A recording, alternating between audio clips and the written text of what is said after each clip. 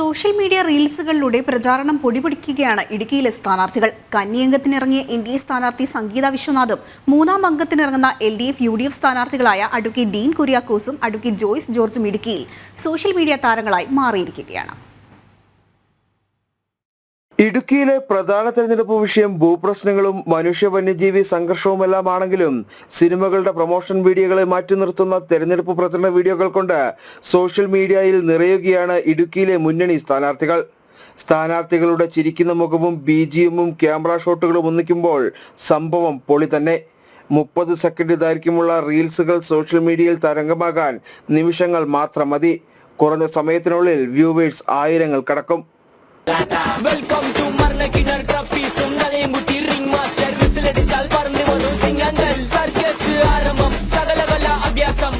ഓരോ ദിവസങ്ങളുടെയും പ്രത്യേകതകൾ വെച്ചുള്ള ആശംസാ കാർഡുകൾ ഇറക്കുന്നതും സ്ഥാനാർത്ഥികളുടെ ഹൈലൈറ്റ് ആണ്.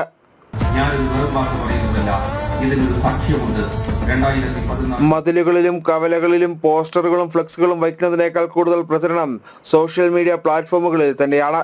അണികളാകട്ടെ കമന്റ് ബോക്സിൽ പൊരിഞ്ഞ യുദ്ധവും.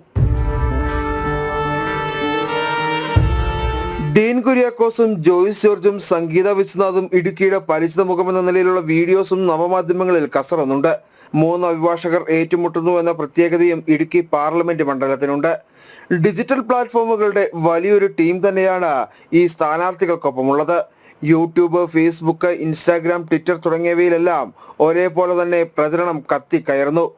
ഓരോ ദിവസത്തെ പരിപാടികളുടെ ചാർട്ടും തലേ ദിവസം തന്നെ സോഷ്യൽ മീഡിയയിൽ അപ്ലോഡ് ചെയ്യും.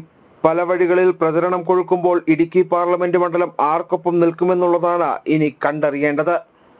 ജനം, ഇടുക്കി.